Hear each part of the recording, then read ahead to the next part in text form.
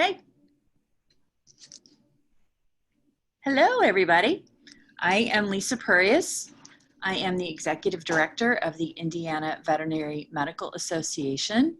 I'm also Chair of the VMAE Power of 10 Task Force, and I am also trained to deliver insights. And I believe all of you have had insights in your various Power of 10 programs.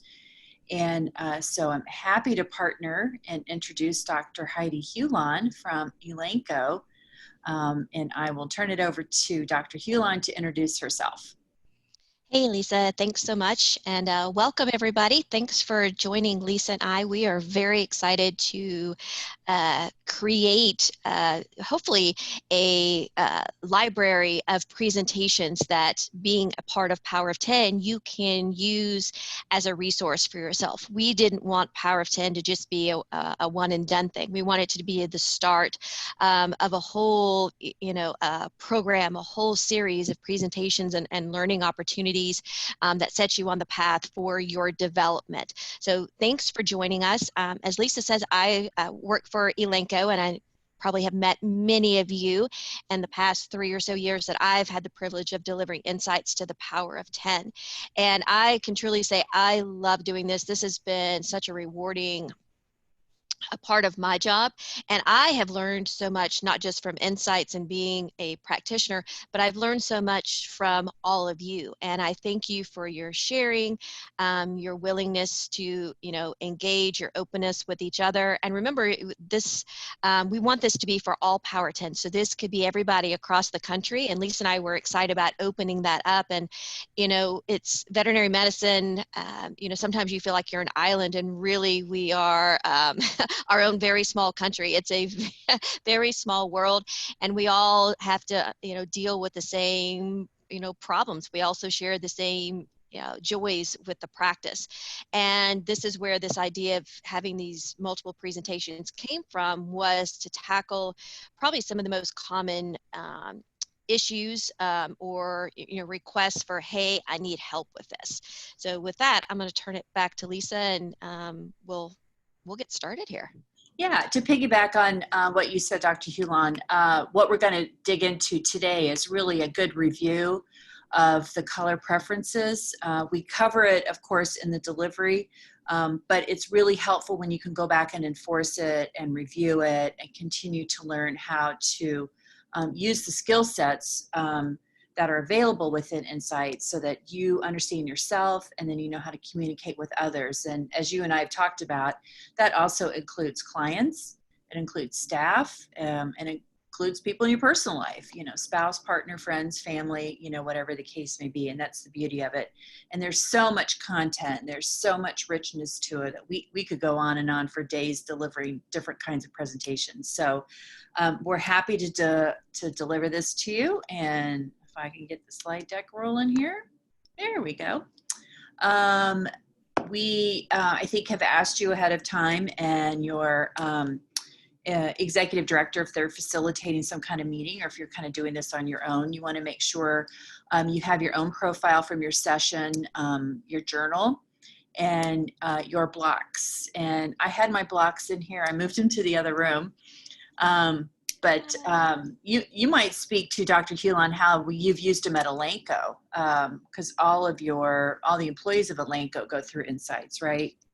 It used to be, when we were smaller, that it was a big part of our foundation training, when you're coming into this company, part of the culture, to really understand who it is that you're working for. And if you go to headquarters and you can tell the ones that have been through Insights, because they have all their blocks sitting on their cube. And I may have mentioned this in the sessions that I deliver. It's kind of like your emotional welcome mat. It gives you an idea of how to proceed with people that you may not be very familiar with. So do you want to just barge into somebody that leads with cool blue, probably not. You probably want to be a little bit more quieter, more reserved and more respectful. Fire red, get in, get out, be bright, be brief, be gone. So it's a nice thing, so if you have these sitting on your desk at work, it just gives, again, your teammates, an idea of your preferences. And a lot of this, what we talk about, it is preference. It's not capability, okay? We can learn capabilities. We all learned how to do surgery. That's a capability. And one other thing that Lisa said, laughing, is, there's so much to learn with insights, and we only get a small amount of time when we do the initial session. So the more you use this, the more you become comfortable with it, and put this into practice, the better you will be. Again, the more capable you will become. And communication, why that is so important. And I was actually reading a brochure. I was doing another presentation yesterday on veterinary medicine. And the one thing that always gets left out is we are a people profession. Shocker, some people, it's horrifying. No, please. But that's where, again, it's so important to have this skill. And it's not always an option, either an undergrad or a vet school. And so I applaud all of you for reaching out, and looking for some way to improve your communication. And hopefully today, Lisa and I can do that. Great. Well, as the slide shows, really a brief overview of what we're going to cover within the next hour or so. So we're going to review the 4 color energies, communication styles, and then adapting strategies when you're communicating with folks who may have a different color preference from you, the 8 types, which we don't always get a lot of time to talk about in the initial delivery of the insights, and then next steps, or what are some takeaways and things you can work on with the people you communicate with. So with that, we'll go to communication preferences. And I like this slide right off the bat, because when we think of communication, so often we think of it's the words. What is it that I have to tell somebody? And especially in veterinary medicine, we're thinking about, I've got to deliver good news, bad news, diagnosis, test results, explanations. But what you notice in this slide is it's nonverbal. And that is one of the key communication or key and core communication skills for veterinarians, is nonverbal. And this is a great way to look at, the nonverbal representation of each of these color energies. And when we talk about dialing up and dialing down our energies, I like to point out in the sessions that I do that when you are becoming more adept, at a color energy that is not your preference, sometimes the nonverbal is the easiest way to start with that. So for cool blue, you can just stand there, nod as you're thinking. Sunshine yellow, it's all about, leaning in and getting in, to the conversation. Fire red, Superman pose. And then earth green, it really is just that empathetic listening. It's just being there. So, remember when we talk about the communication, it's not always the words. Sometimes it's just being, it's just giving off that color energy. And we're going to cover in a couple slides down the pike how body language fits in with what you say. And it can make a huge difference in the exam room and with staff or anyone else that you need to communicate with. In the sessions I facilitate, and I'm sure you as well, Dr. Hulan, we take this sheet and we ask folks to color or circle the words that kind of pertain to them, and then you kind of count it up. It's a really simplistic way for you to self-analyze how you see, how you would describe yourself. And we'll include this sheet as a PDF attachment if this is an exercise you want to review yourself or something you want to share and do with your staff. But it really is kind of a really quick way to kind of get to where you think your color preferences might be as you see yourself. Yeah, and you can refer back to your journal. That was one of the exercises, that's in your journal, and see, if that's still accurate, or because you went through this process, have you been working on, one or more of these color energies, trying to be, maybe I need to be more, accommodating, or maybe I need to be more decisive, depending on what color energies you want to, utilize. Yep. So based on kind of where you sit on the wheel and and looking at what traits might describe those preferences. I think you can read that on the screen, but on a good day, if you're a red preference, you're strong-willed, you're purposeful, you're demanding, you know exactly what you want, what needs to happen. If you sit in the yellow preference, sunshine yellow as we call it, you're sociable, you're dynamic, you're enthusiastic, you're persuasive, you're outgoing, all of the things we usually identify right away in someone when you see those kinds of traits being exhibited. Those that prefer, on a good day, the earth green preference, they're encouraging, they're patient, they're relaxed. I always like to use the word peaceful. They're encouraging, they're caring, they wear their heart on their sleeves, really, to some extent, and that's them. Then for them, that's a good day. And then green or blue, sorry, is they're cautious, they're precise, they're deliberate, they're questioning, they're formal, they're spot on with their analytical skills. But as we all know, we don't have good days every day, right? And when you flip that wheel around, the bad day could just be using those skills in your particular color preference too much. And then you might become in the red, aggressive or controlling, or in the yellow, you're hasty, you're frantic, you're stressed, you're all over the place. And if you're in the green preference and you're having a bad day, you could just feel bland, docile. You feel like you're plodding along through the day. You're not really firing on all cylinders and being effective and impactful. And the same would then be with the blue preference. You could be indecisive. We usually say analysis paralysis, right? Especially for those veterinarians that may be looking at data or studying a case and you just can't make a decision. So we have to really pay attention to using our color preferences, what they look like on a good day versus trying to not, make them exacerbated on a bad day.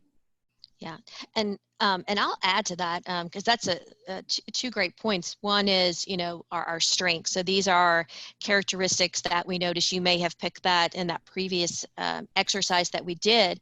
And to your point, we want to make our strengths stronger, but sometimes we misuse our strengths either by underutilizing them or overutilizing them, and that's where we get a weakness. And we see that, in a lot of different things. There's, the whole spectrum of, there's an absence of a certain characteristic or virtue like we have here. Then there's the underuse, the overuse, and what we want is ideal, kind of that sweet spot.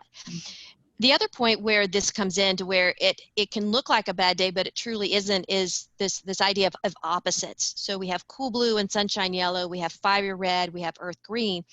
Through my lens as an earth green, when I am engaged with somebody that leads with fire red, my perception, remember perception a lot of times appears to be reality, they will appear to me as an earth green because I'm that opposite. Instead of assertive, they will be aggressive. Instead of purposeful, they will be overbearing. So I can view them in a negative light even if they are not having a bad day. Same thing for cool blue and sunshine yellow. Is, a sunshine yellow will look at a cool blue instead of being reserved as being reserved, instead of just being, thoughtful. They're very analytical, in cool blue. And one class, I don't remember which class it was, they had a great analogy. They're like, there's just too much muchness going on with the yellow. It's just way too much, kind of over the top for them. Even when sunshine yellow is just being themselves. So we have to recognize, again, how am I viewing them? Through what lens am I viewing and interacting with this person? What is my perception based on? Is it based on just my, little lens, my little blinders? Or, is it really truly that they are being aggressive, or are they being indecisive? Are they, being, very stubborn? So again, look to ourselves, take our, glasses off and view them through their own lens. Whoops, let's go to the next slide. It likes to flip, yeah. I know, that's pretty cool, isn't it? I think that leads to the point that, we possess, and we've stressed this in all of the sessions, we possess all four color preferences, all four colors. We have preferences in certain parts of the wheel, but and you in a veterinary clinic, for example, will use all four colors in the course of a day, right? Yes. You may, I know you use this example, Dr. Hulan, in your presentations, as have I. I took it from you. But, you could have a day where sunshine yellow, you got to turn it on because you've got a new puppy in the exam room, right? There's all kinds of excitement. And then you leave that exam room, and then the next, you got to turn your earth green on because you've got a euthanasia. This is a client and a patient you maybe have taken care of for a long time, and that's very difficult. And then you go to cool blue, and you've got to look at the analytics of the finances, the practice, for example. Or you've got a tough case you're going to try to diagnose, and you've got lots of data. And then you move to your fiery red preference, where maybe you have a staff issue, you have a difficult client, and you have to get, in that fiery red spot to do it and communicate what it is you need to communicate. And as I say all the time, I think that's a recipe for understanding partly why veterinarians get tired, right? Certainly you can speak to that, but that's the takeaway I get from really thinking through how you have to jump in those different energy color preference buckets every day. Yeah, and you're spot on. And as we go into those rooms, what we tend to do is take our preference with us. So again, I lead with earth green. So even though this room may be cool blue energy, I'm still going to take in my earth green.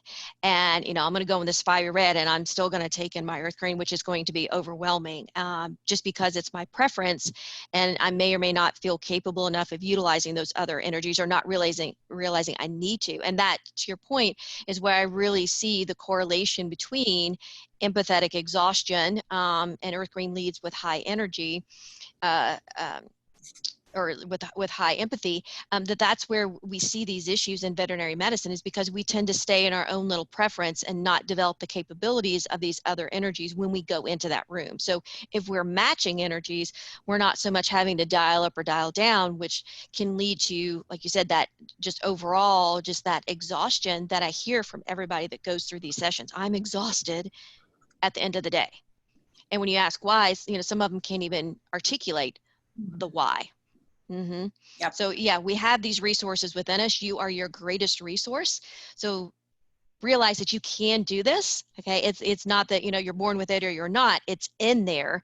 We just have to be willing to go into those situations and develop those capabilities, develop those energies that, and for me, it's fiery red, kind of like, but the more you utilize it, the better and more comfortable you become. And that's what we're going to cover in again, a few more slides down the pike, is developing that skill set. So if you're an earth green and you need to communicate with someone who's in a fiery red, working at that skill set to know how to communicate with them in the way that they want to receive the information. That's like the magic sauce, right? I mean, as far as really getting you the ability to use the skill set. Yeah. And that's one nice thing about Power 10 is if you had somebody in your group that was outside of your preferred color energy, great resource. That's what we want, is for you to, engage with each other and learn from each other. We've done insights with our own leadership team within our own IVMA, and it's really been helpful because now we understand, where certain people sit on the wheel, and all right, what's the best way to communicate with them? It's been really transformative. Yeah. And so you make sure all your bases are covered, because of your membership. Everybody's, different. Right. These are kind of, we'll go quickly through the highlights of those with a preference for fiery red energy. And Dr. Hulan and I like these slides because if you'll notice, they're not all fully red, right? There are different shades of red, if you will. And I think that speaks to people have different shades of the fiery red energy preference within them. And it can go from, they approach folks in a direct and straightforward manner. They are single-minded and they are only focused on one thing, or they have a strong determination to influence anyone they interact with. And I think that's important to know, is that there's shades, is that you don't have to be boom, fiery red. You can have, the lighter fire red in you. It doesn't have to be, you know, kind of the volcanic lava fire red where everybody gets burned. So Like that 0 to 60, right? Yeah. exactly, or like Yeah. I say, you know, when, you know, I'm normally, I've said this before, and you are too, you know, earth green, but when I get overwhelmed and all that, I go to Godzilla, which is kind of the Yep. bad fire red, shooting, you know, lasers Yeah. at my eyes and spewing fire. Now, Uh-huh. I'm not saying that's not good, but I think it helps for people to understand that you don't have to be all or none. To your point, you know, you can kind of ease into that. Not all fire red or cool blue has to be, you know, the 100%. And that's why if you look, you know, it is those various levels, you know, putting that all together. Yep. Same with sunshine yellow, right? We have different Mm-hmm. colors, you know, different flavors within that yellow. And to your point as well with the red, you know, it's not 0 to 60 in yellow either, you know, especially if you sit in a blue preference, right? And you're looking at, you know, the opposite side of the wheel. But those with the yellow, sunshine yellow Mm-hmm. preference, you know, they love the company of others. And as we read on the wheel, they're an extrovert, right? And Mm-hmm. they want to be connected. They want to be involved. They are outgoing. They like to be noticed for their contributions. And Mm-hmm. as we know, they don't want to get into details, right? I mean, Mm-hmm. they're more up here. They're not, you know, getting granular. Um, but it's, you know, every room needs a sunshine yellow, right? Absolutely, especially at the front desk. So think of that on your Yeah, teams, you know, where these color energies would really, you know, come through and be best utilized. So this is not the person you want to put in the back having, you know, counting inventory by themselves. Not, right, right, right. not good, not a Yeah, good mix. Yeah. yeah. Yeah, I mean, that's why it's great to do some of these exercises within your Mm-hmm. own veterinary clinic, because Mm-hmm. you want to identify that those that lead with those preferences are really aligned with the jobs that kind of best suit their skill set. And Mm-hmm. certainly a sunshine yellow at your front desk, or some of your vet techs, you know, veterinary Mm-hmm. nurses. I mean, that's a really important connection with the client, right? And then, you know, Mm-hmm. someone who does all the finances for the clinic, you know, maybe not want to be a sunshine yellow, because you need somebody with that detail and accuracy and inventory and all those kinds of things, That's it. right? Yeah. And you use a great example, Lisa, you know, of in your own office, you Yeah, know, of, you know, using your color energies just simply by, you know, the choice of answering the phone. yeah, yeah. My staff member is a sunshine yellow, and I'm a green preference. So extrovert, introvert, right? And Mm-hmm. I mean, this is an exaggeration, but she will answer the phone all day, every day. And I'm way happy with that. I don't have to talk to anybody. Now, of course, I talk to members and all of that, but I'm kind of, you know, elaborating on that example. By the Mm-hmm. same token, you know, I manage 3 different checking accounts and, you know, finances and the tax forms and all that. If I gave her that to Mm-hmm. do, she would probably walk out on me. So the point Yeah. is, you know, putting people with the skill sets, Mm-hmm. you know, really makes, you know, the team fire on all cylinders, right? Yeah, you get that harmony and you don't have that squeaky wheel that, you know, becomes very squeaky because yeah, they're not in their wheelhouse, so to speak. So, you know, Yeah. you want a well-oiled, you know, run machine, you know, a hospital. So, you know, the analogy of, you know, you, not only do you want to get the right people on the bus, but you want to get the right people on the right seats Yep. on the bus. Yep. So yeah, Definitely. so yeah. So earth green, again, shading, you know, goes on with all of them. So harmony and depth, and I think Lisa mentioned this earlier. These are the people pleasers. Raise your hand because this is me. You know, can't say no. Empathy is not in there, but this just screams empathy. You know, caring. They defend what they value, and that's a huge part of I think the earth green and what we see in veterinary medicine is what we value, you know, and we value, you know, our patients, we value life, and that really kind of roots us in what we do, but it also can make us very stubborn when we're pushed to go against that. So the moral, the ethical stress dilemmas we deal with comes from this energy. We want to make sure everybody's heard and understood. And again, we view the world through what we value and what's most important to us. Yep. Yep. And we want peace. Yeah, peace. Yeah, avoid Yep. conflict at all costs. Yeah. Right. Mhm. Exactly. Okay, and then we have our cool blue.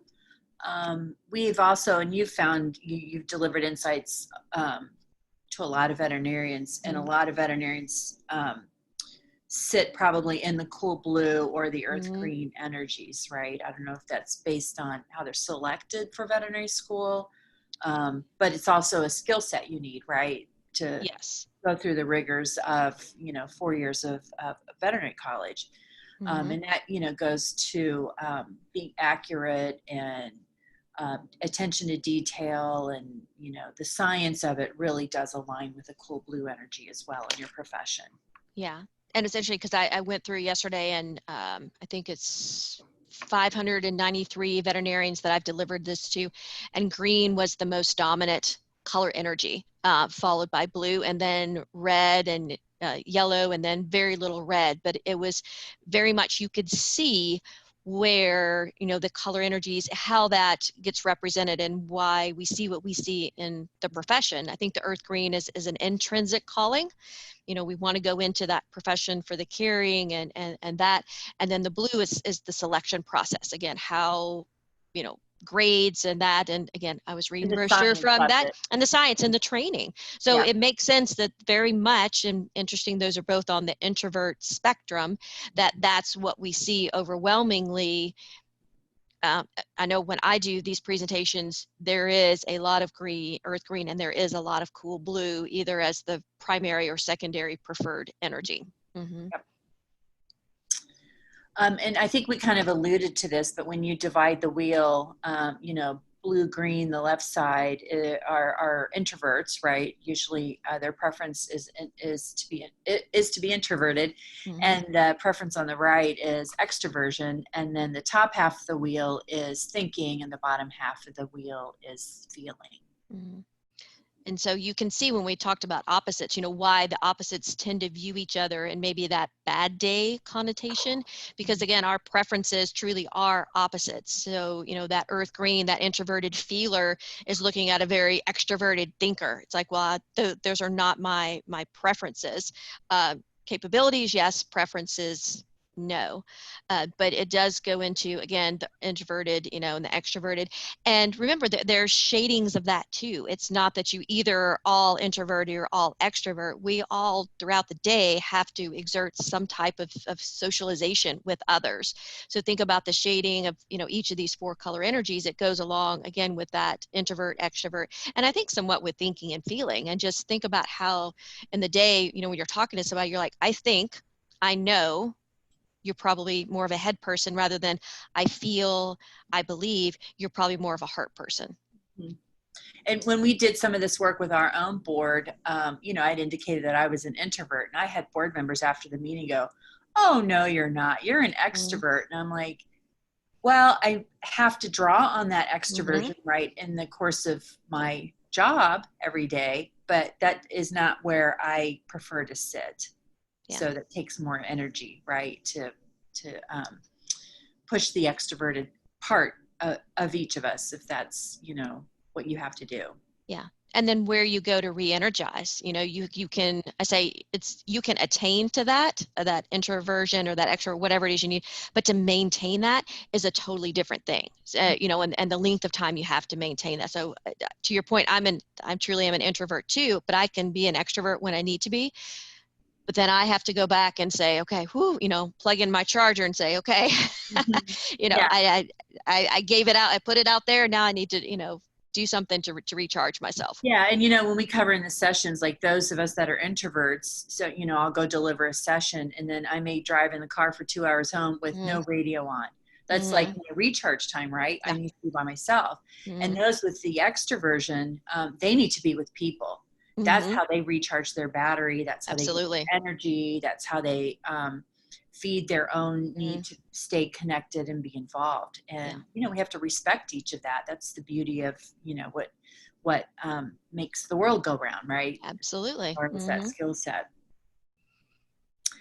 Okay, I think this is the piece where we get to, we talked about earlier body language, right? And we spend a little bit of time in this when I deliver the sessions, because I think it's really important. And that I think we've asked, you know, in communication, how much of it is verbal, and what's the percent? I think 7%.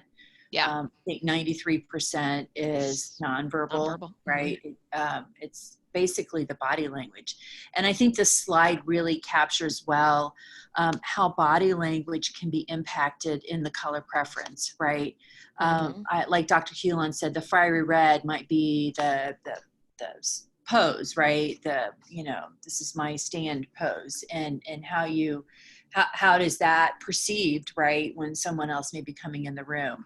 Sunshine yellow, you know, back in the days when we could hug each other and, you know, shake hands and those kinds of things. That was an important, you know, body language for them. And earth green, maybe more eye to eye, maybe sitting level even. And then cool blue is the, you know, maybe the pensive stand or the closed posture or kind of the thinking.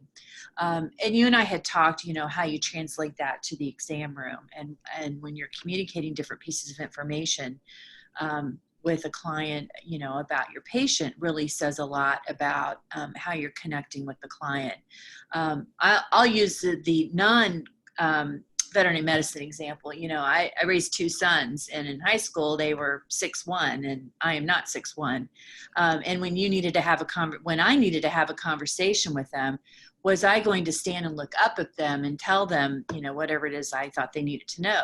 No, the point was I sat them on the couch, and then I was the tall person in the room, and that body language communicated something to them. At least I hope it did. They're grown now, but you know, the point is, you use that in any communication you have with anybody, whether it's in the grocery store, raising children, your family, or in the exam room. Yeah, and that's a great point. You know, when you go into the exam room, and you know, a couple of things when we enter there is, I say between the moments, what you do, that micro resilience, setting yourself up for success. So, you know, taking a pause, refocusing, realizing, okay, am I, you know, in my right energy? And then going in and realizing that clients, we may not always see them on their best day. And then and I do this when I do my compassion fatigue talk. I said, what drives you crazy? And clients, usually number one thing, they don't mean to be that way, but they are coming to see us for a particular reason. And if it's not something other than a wellness visit, they're there out of fear. Okay, they are there out of concern that something is wrong. Something is wrong. They're also worried that I may not be able to pay for this. You know, what if I get that diagnosis? You know, what if my pet, you know, I don't leave here with them? So we need to be able, again, to appreciate what we are seeing bad day wise and attribute it that's exactly what it is, that color energy, and then adapt to that. And it may just be initially that color energy. We also struggle with, you know, compliance. You know, it drives us crazy. What I say and what I mean are not what clients hear, not what they do. Well, maybe it's my body language. If I'm going in and they ask me a question, instead of being fiery red and sitting there and giving them the answer, period, that they want, maybe I'm doing more of a cool blue. And they're like, did she zone out? Hello, is anybody here? So again, when our words and our actions don't mix, they're going to look at our body language. They're going to look at how we are acting. And so we need to make sure that we've got ourselves on the same page. So our head, you know, and our kind of emotions on the same page, and that's coming through in the nonverbal. And this might be a good page to post in your hospital, just for your staff to understand for their own presentation when they go in, and what type of, you know, news do you have to deliver to your patients? Is it good news? Is it bad news? You know, and how do you want to go in and approach that with kind of the end in mind? And to your point about the client, sometimes you don't see the client at their best, right? Right. Because their animal's sick or money issues or whatever may be going on. I always remember what you taught in the session. It's that MRI view. Remember, it's like giving that client the benefit of the most respectful interpretation. Yeah. Of, you know, of their behavior, because they're coming to you to fix a problem, unless it's a wellness check or something like that. And that takes some energy to remember to go there, and then remember that when you're interacting with the client. Yeah, because anxiety is contagious. You know, if they're anxious, we'll be anxious, but also Right. calm. almost contagious too. So if you really want to control the exam room, what's going on, you need to calm yourself first. And this is a great lead into that. Just talking about that, simply connect, how to use these different color energies, when you're doing that connection. And remember, when you're looking at your profile, in your communication do's and don'ts and where your preferences are, you've got all of these in there. So the easiest thing to do to connect with somebody is smile. Mm-hmm. That sunshine yellow right there is smile. You don't have to say anything, but if you just smile and nod your head, that is engagement. That is connecting with that sunshine yellow. So again, that engaging empathically, openness, that's a win-win partnership. Mm-hmm.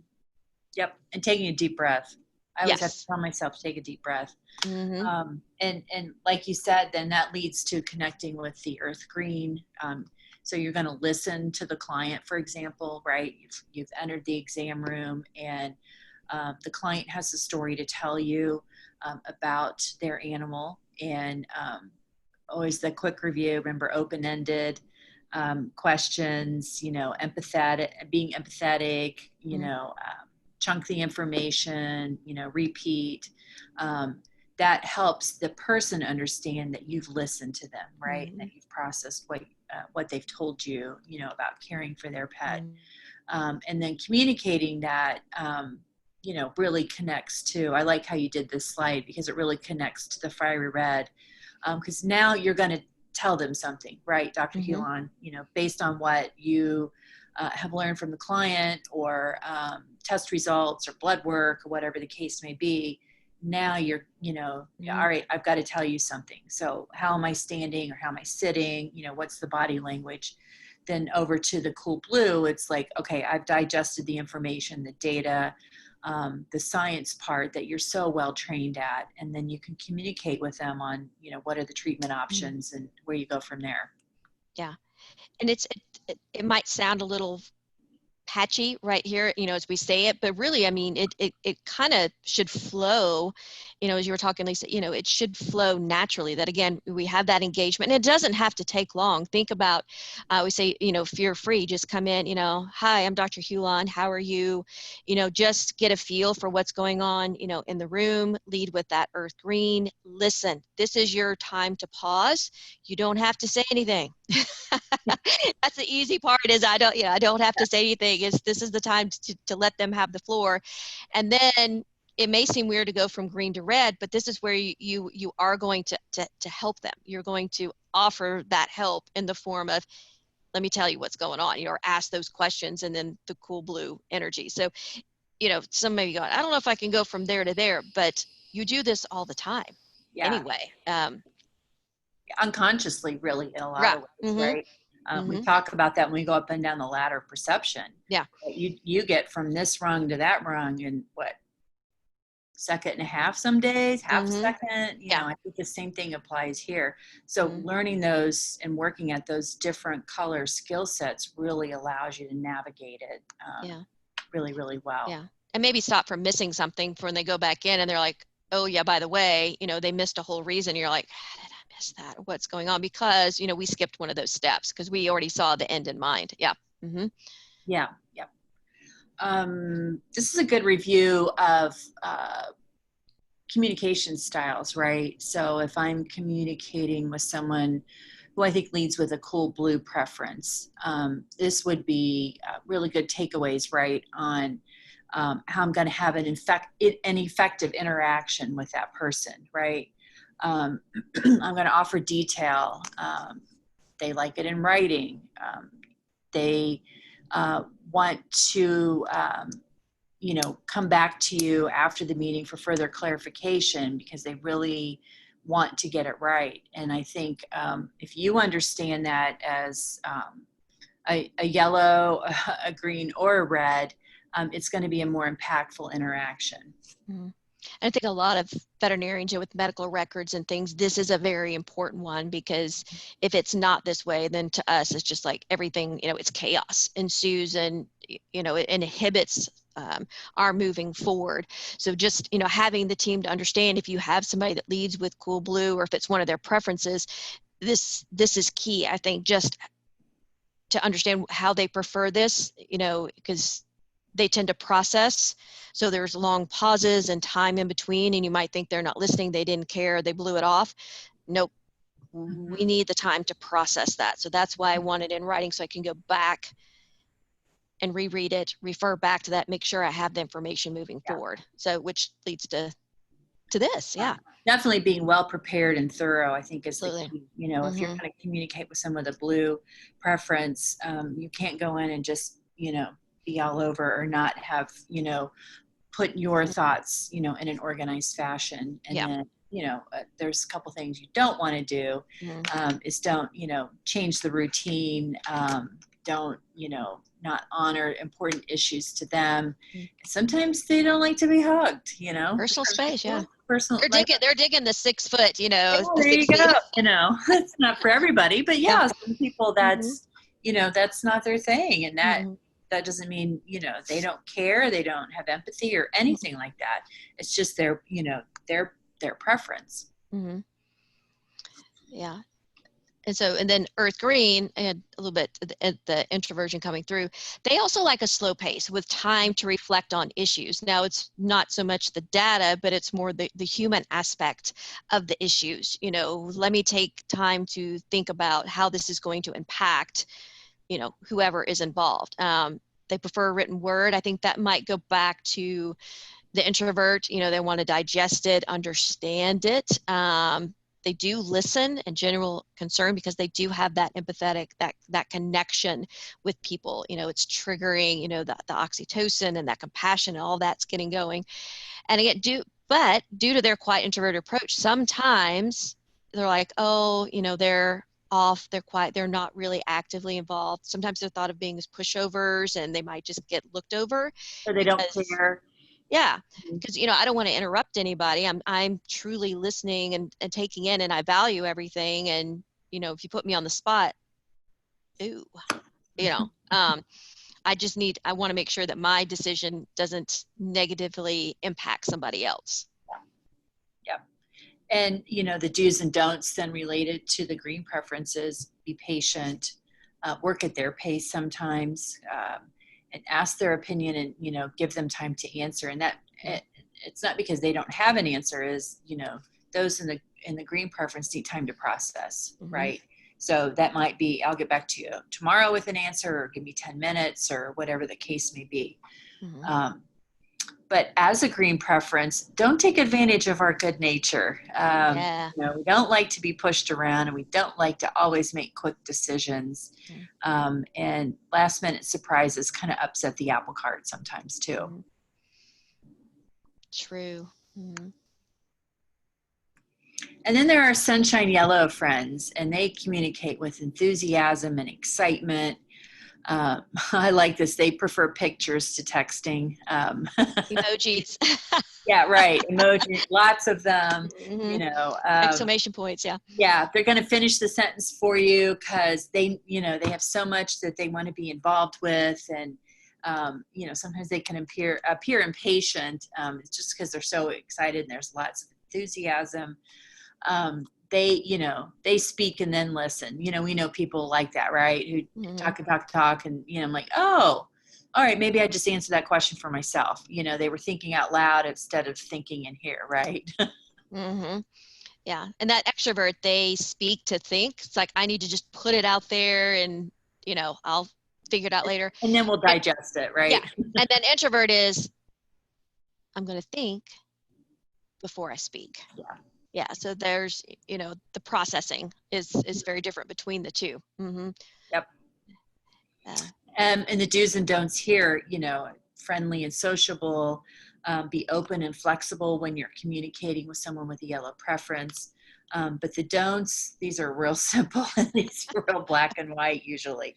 Do not bore them with details or routine, or ask them to work alone. That I talked about my staff person earlier, as a sunshine yellow. There are days I'm out on the road or at a meeting somewhere, and she's here at the office by herself. you know, she'll talk to the UPS lady and she'll go downstairs and, you know, see what's going on in that.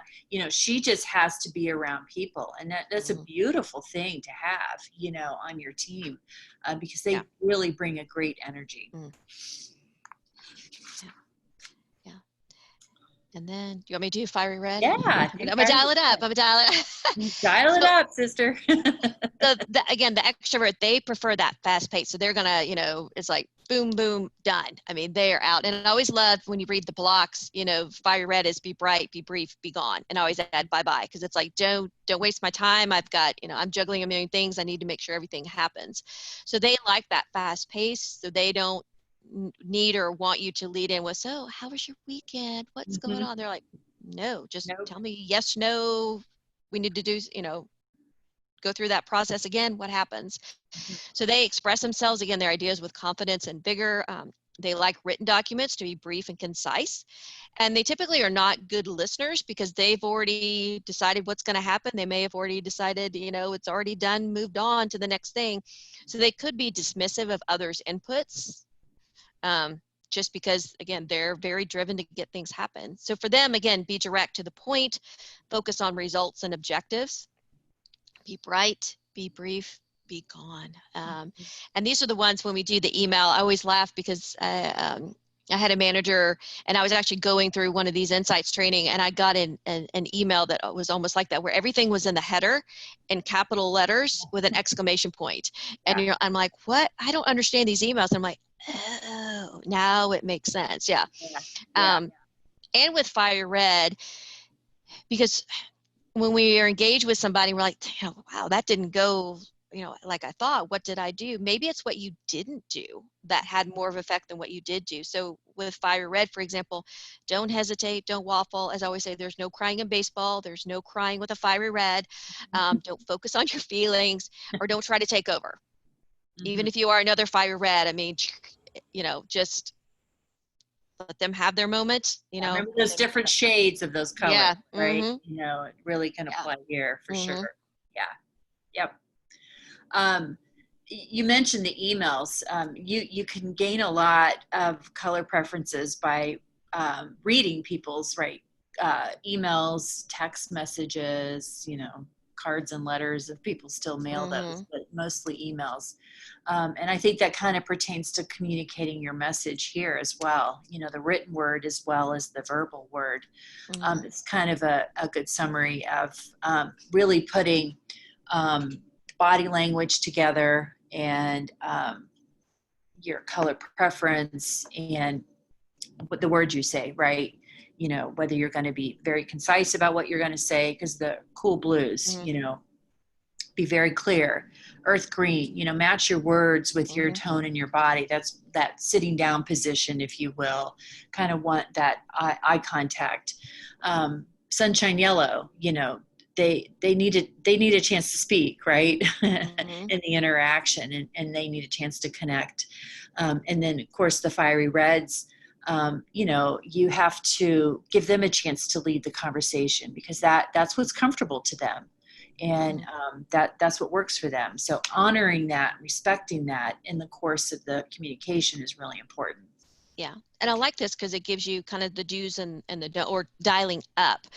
So in each of you received your own profile, there's a do and a don't. So if you look at fiery red, it doesn't sound like fiery red at all to say, put yourself in the other person's shoes. They're like, what are you talking about? I've already walked away.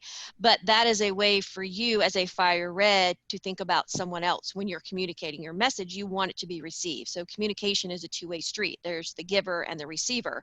And, you know, the message gets messed up either in how it's given or how it's received. And the best way is to kind of link those two, understand that message. So this is a good chart that, again, gives you hints for, you know, adapting your style depending on the color energy that you're engaged with, as well as if that's what you lead with. Which kind of leads to, like, what are the needs, right, of each of those color preferences, as kind of like you were talking about, Dr. Hulan. You know, if you're in a fiery red preference, you know, they want to stay on subject. They want information to make the decision. If they haven't already made it in their mind, right. You know, but they have to work at listening as well. The sunshine yellow, they want a story, they want an interaction, they want a connection. That's the extroversion coming out, if you will. The green preference, they want security, they want reassurance, they want calm, they want confidence, they want empathy. And then those in the blue preference, that's where you get into that data. They want numbers, they want statistics, they want proof, they want handouts, they want information that they can take and process later. Yeah. And I think this is a great slide, Lisa, to point out, because we've been talking about, how can we make this relevant for, our listeners here, this is great for in the exam room when you are thinking about your clients and engaging with them. So if you have an earth green, client that's coming in and they're worried about their pet, they don't want, they want it to be non-threatening. The benefit to the family. My pet is my family. What is the benefit of what you are telling me to my pet? Yeah. Or the one that needs the handout, give me the estimate. Or just tell me what I need to do right now. Give me that fire red. And then, the stories, interactions, we all have clients that they just want to stand at the front counter and they want to tell you about your vacation and, the kids are running around and all that. But again, these needs, we again view it from the other side of the exam table, this is also what your clients need, but also your staff. So your team, they lead with these colors too. So this is a good way to look at all around, all the dynamics within your hospital. Which leads to adapting, right? Yeah. You talked Absolutely. about if you're a cool blue preference and your client is that sunshine yellow, that's going to tell you about the vacation and then what the animal did and then what their kids did and what happened when they got back and and on and on and on. You have to understand and recognize where you need to adapt, right? And I think these are really good slides that kind of give a good review. So adapting to a cool blue is slowing down and being more formal. And being prepared, right? You've got to know what you want to communicate and how you want to communicate it and what you're going to say, and don't miss the details because they love details, right? Yeah. And the questioning is for that, to your point. I mean, they ask questions not because I doubt you, I don't think you're telling me the truth, but for me, I haven't hit that sweet spot that is the point that's going to end my search. I'm still, processing. Yeah.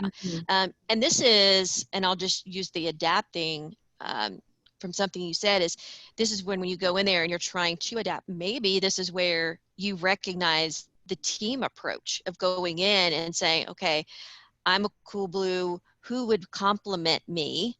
Okay, going in there, maybe you should take a sunshine yellow technician in there with you, because if you have that that family, to your point, they're talking about their vacation, not going to be my forte, but my sunshine yellow technician is. So opposites don't always have to be antagonistic, and I hear this from a lot of the Power of 10 veterinarians when I do that, is when we go through this, light bulbs start going off. They're like, that's why I work so well with X, because we're complementary. Even though we're opposite color energies, we fill in those gaps of, what I'm not comfortable doing. They love doing that, right. And then I'm left to do what I need to do. Yeah. So think of it that way. Yeah. Some of them said, look, I'm going to come in and tell you the doctor part, whatever the decision is, the data, whatever. And then my veterinary technician or my veterinary nurse, who maybe is the sunshine yellow, she is going to button it up and I'll get out of the room and,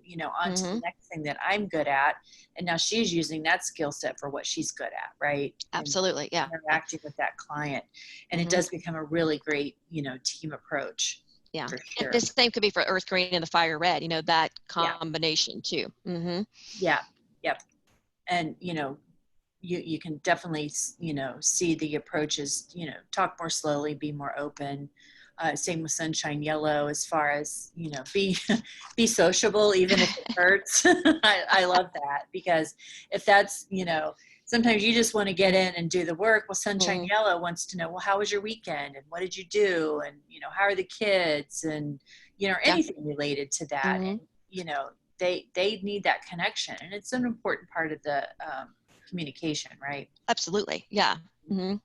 And then, you know, fiery red, as we covered, don't waffle, don't Mhm. hesitate, focus on the facts and not the feelings. Yeah. I think that's I a good mean, takeaway. yeah.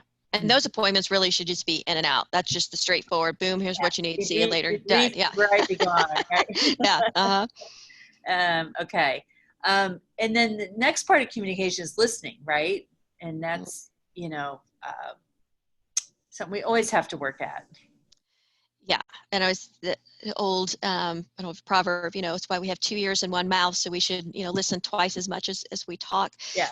But for the fire red, listening is difficult. Okay. Because I've already in my mind processed and made the decision, and I'm already moving on to the next thing. So why do I need to listen to this? But understanding that again, you know, if we want to get agreement and we want to make these things happen, we need to listen. So listen, and it's again, it's just that pause. You know, that pause in that moment, we have the ability to control the situation, to respond instead of react. Mm-hmm. And that's a big part of that, is to not be reactive to everything, but respond. And you know, for the fire, you want to add value to the customer's, you know, comments, to your clients' comments. So when they make a comment, they say something, okay, how can you respond back respectfully, but also, you know, with insight, if you will, help to that.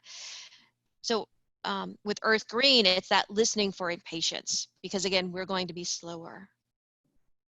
We're going to take time. Mm-hmm. And they may feel like, I don't know, are you really listening? Are we getting anywhere?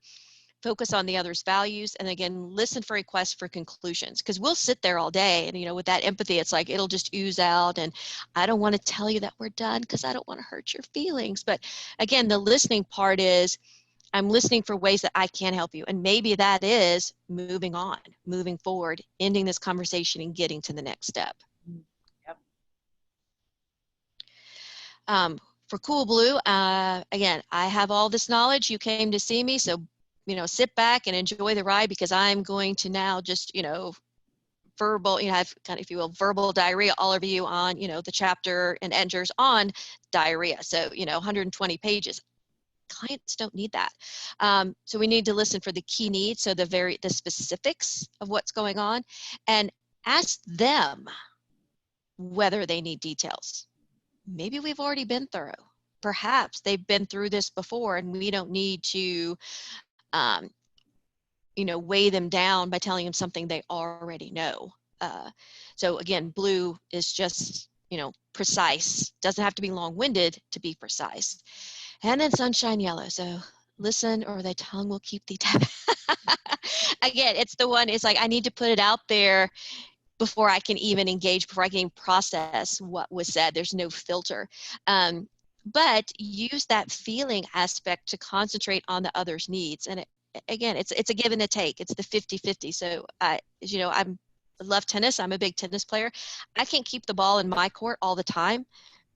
That wouldn't actually, you know, I would actually lose the game. That wouldn't be much fun. So again, it's the back and the forth. You know, here I'm going to hit you this. All right, you've got that. Now you lob back to me. So again, it's that going back and forth where we each get to share, but there's something that comes out of the whole process, the whole conversation as well. But as we know, there's sometimes objections, right? And there's pushback, and that's maybe where the push and pull of a relationship, you know, or communication or an interaction might happen. Yeah. And you know, you could speak to the exam room piece of it, but you know, in the objections of a red preference, you know, they may meet the resistance with questions, and you know, that could be construed as pushback or an objection or a disagreement. That's still an important part of the conversation, right? Of the communication. And the same goes with the greens. You know, silence doesn't mean acceptance. You know, we talked about earlier, silence doesn't mean I don't care, I'm not interested, or, you know, I just need that time to process. So don't try a hard close with me, because that's going to turn me off, right? As a green preference. Yeah. Yeah. And it is looking at it through, you know, the earth green, looking at the fire red. So how do you engage with this opposite type? So again, you know, like you said, as an earth green, just because I'm silent doesn't mean that I've accepted what's going on. So as a fire red, I need to recognize that, you know, Well, of course they accept it. I just told them how it was. Why would they have any doubt? The But end, right? the Yeah. end, period. You know, I'm already in the next exam room. Right, right. But and especially if it's difficult information, that empathy, that earth green may well up, even if they don't lead with it. It's definitely there, depending on what you have just discussed. So let them process that. Again, don't that hard close. This is how it's going to happen. And you may not get an enthusiastic response, especially if it's bad news. So again, that's where you need to understand, what is the concern? What have I missed? Because as Fire Red, I want to fix it. I want to get it right.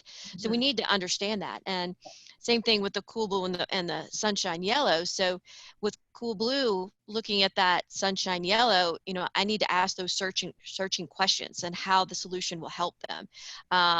You know, avoid getting pushed to a hasty decision by the sunshine yellow. You know, Yeah. we need to process that. And again, you know, we need to expect cool blue to have time to think it over. You know, in sunshine yellow, dig out their real objections, because they may totally just gloss over it. They're just going to go and go and go. They may not want to bring that up. It's kind of the feeling part. But they will express themselves. It may take a while to get that presentation mode. Again, not a lot of words. So, you know, pictures, videos, stories. You know, I've been through this myself. And here's what they don't expect: total truthfulness. Yeah. I mean, they may hold back a little bit. Yeah. Yep. Mm-hmm.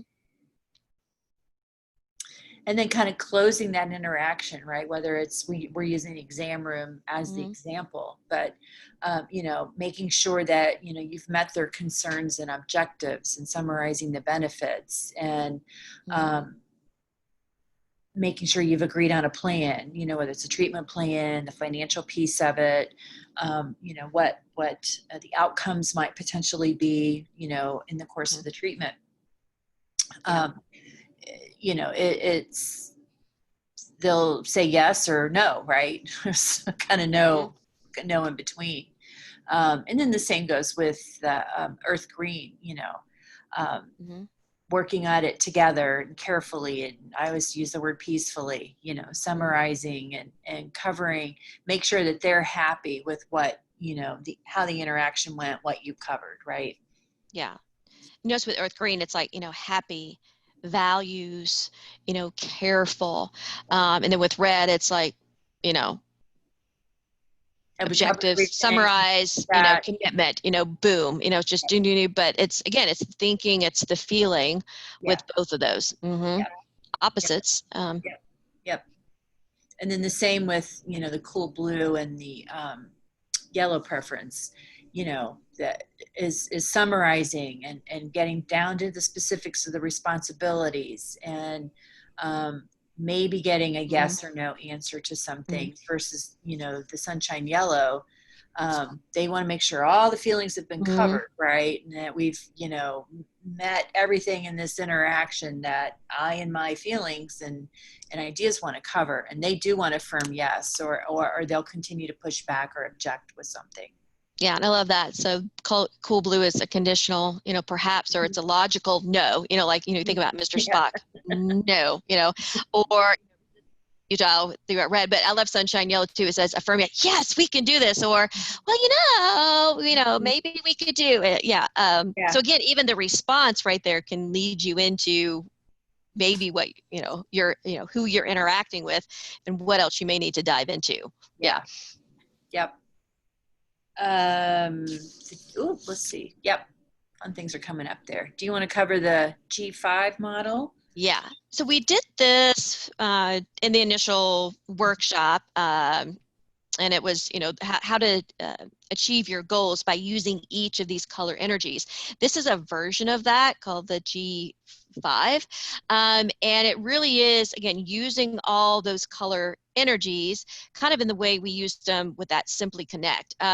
So what you can do is with Cool Blue, establish the facts. You know, give me the facts and nothing but the facts, ma'am, and that's it. You know, here's what we have, here's what we know, here's what we can work with. And then Fire Red, you know, you can question to facilitate execution, create forward momentum. So facts, execute. Sunshine Yellow, explore ideas and options. So, you know, what else could be out there? What else do we not know? Do we need to know? What else comes into play with this? And then, earth green, question, reflect, how the options fit. Again, that's about the value. So you've got facts, then you can lead into ideas, how we can utilize that. Does this fit with our values? And then the execution. So that's where that G5 kind of comes from. And again, utilizing all those color energies. And it may not have to be you. You may not have to be the one that does all of that. That's where the team comes in and recognize where you have, your strengths within your team. And then this simply connect. Yeah. Yeah. This kind of goes to what we talked about earlier, and, navigating all four of those color preferences during the course of an interaction, right? The exam room, with a staff person, maybe with another veterinarian, I think is a really simple, it's not simple, but it's a simple way to kind of illustrate how that, can play itself out. Yeah. And those four core communication skills, is nonverbal, reflective listening, open-ended questions, and empathy. And it fits into this, even though they're not related, it fits into this. Yeah. Of where you're using those color energies. Yeah, it really does. We're going to talk about the 8 types in detail next, right? Yes. And you mentioned this earlier, Lisa, that, we don't have a lot of time to spend when we do insights to go into, all the 8 types. Everybody has their own specific 8 type. It's in your profile in the circle.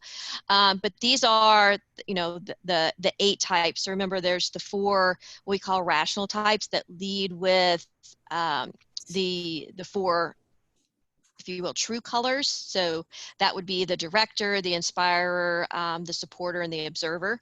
So those are, within the realms of the initial 4 color energies. So their primary preference and their least preferred are direct opposites, which makes sense. They also lead with, the thinking or the feeling.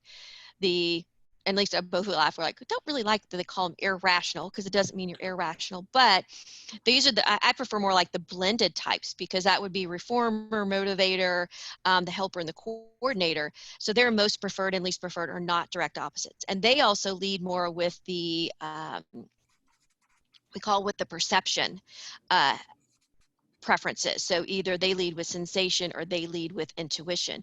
But these are the 8 types. You have your own. You also in your profile have your opposite type, which would be this another 8 type on that list. So we just wanted to go through and just kind of, explain a little bit when you're interacting with each of these types, whether it's clients or, family, team, whoever it is, that we all, and we'll put this in terms of the hospital of your team, we all want to get the same thing. We all have the same, hopefully, goal in mind. We just might come at it from different ways. So not saying that one's right and one's wrong, it's just different. So this talks about them, each type in detail as to, what their thought process, what their motto is, and, the whole goal achievement, if you will. And then we'll cover how you interact with each one of those on the wheel. So interacting with the director, that's pretty red, right? I mean, there's probably not as many shades of red in that particular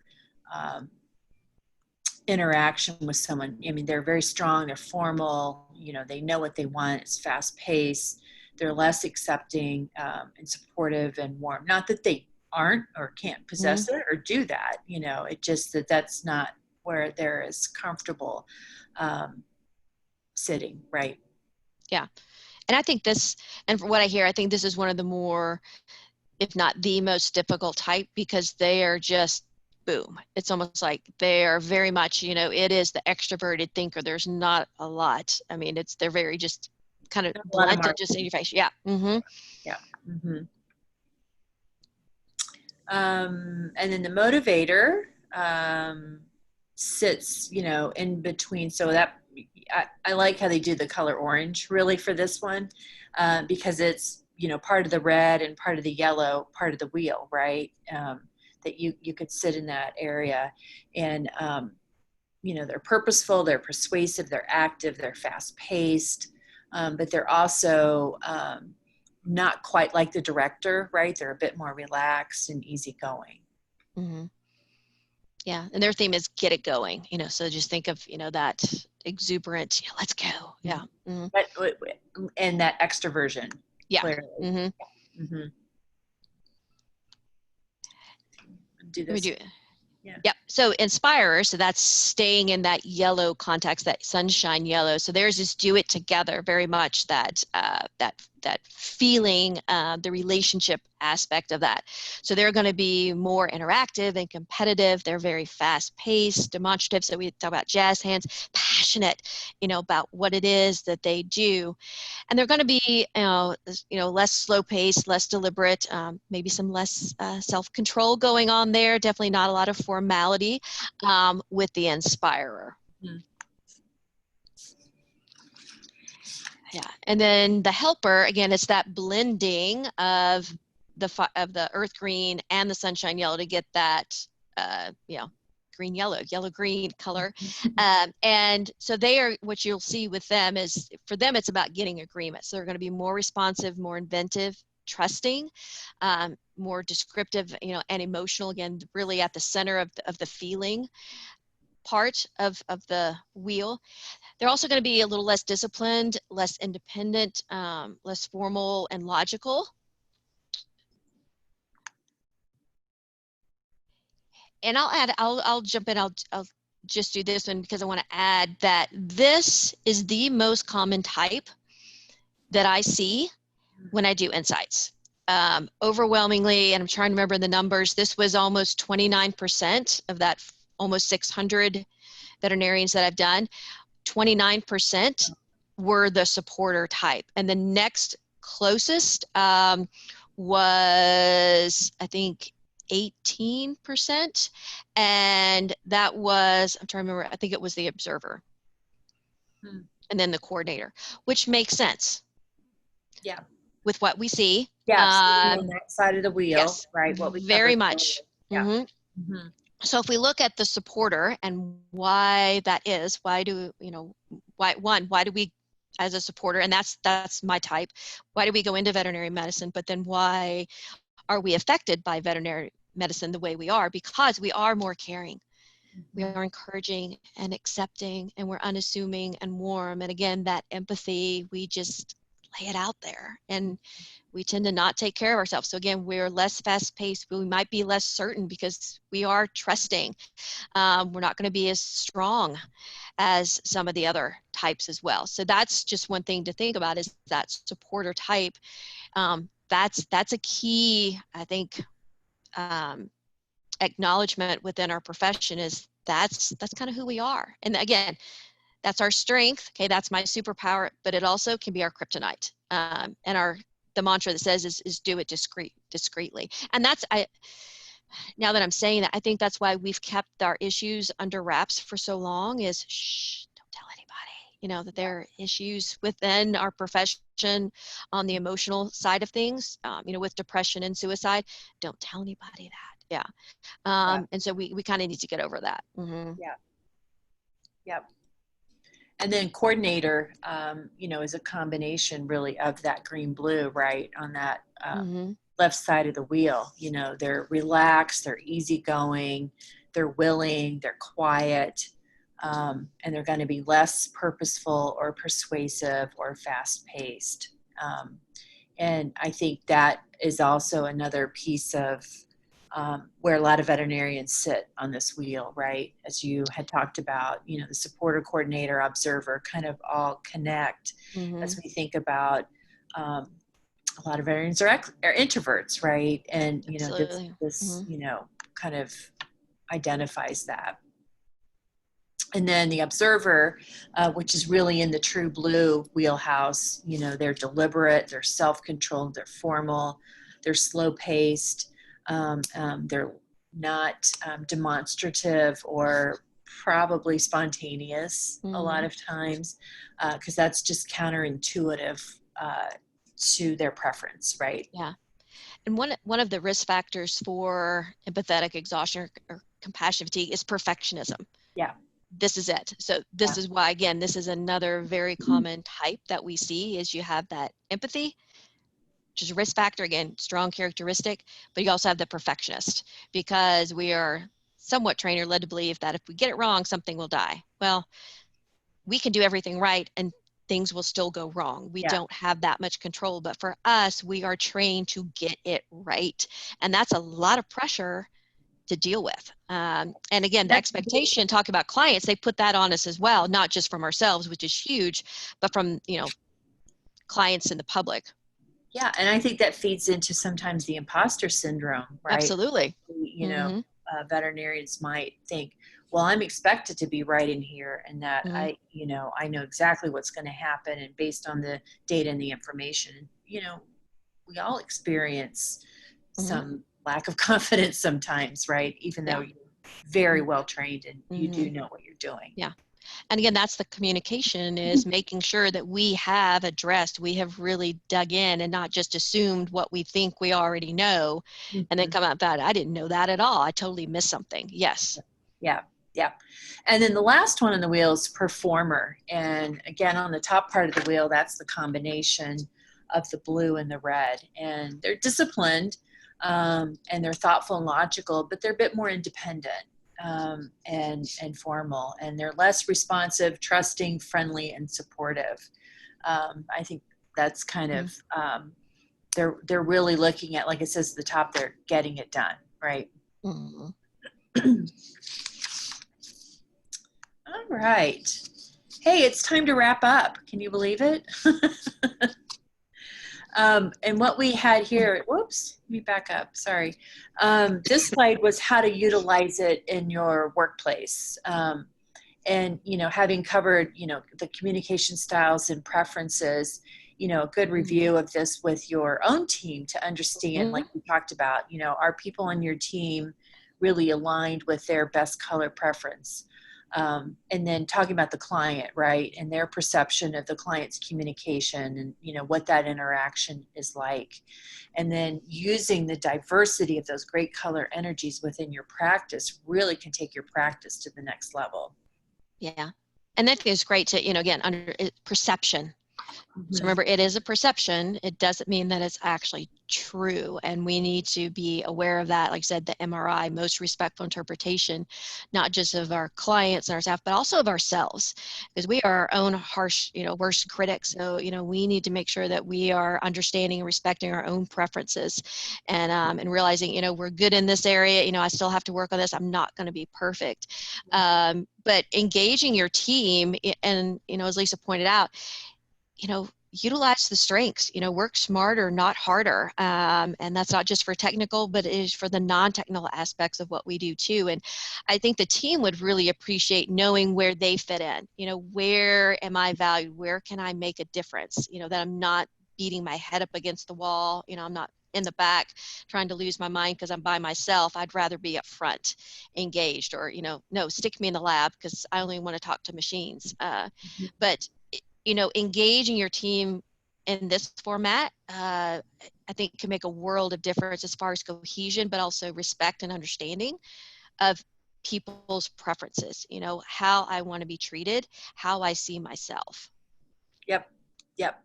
And we'll have this as a PDF too, but maybe this is a really quick way for you to look at those on your team, and what value do they bring, and maybe a really quick exercise to try to identify where you think their color preference might be, and then making sure they're placed most effectively on the team. And I think with that, that's a wrap. I don't, my email should be at the bottom there. It's lisa@invma.org. And you see Dr. Hulan's on there. Contact us, either one of us. We're happy to answer any questions.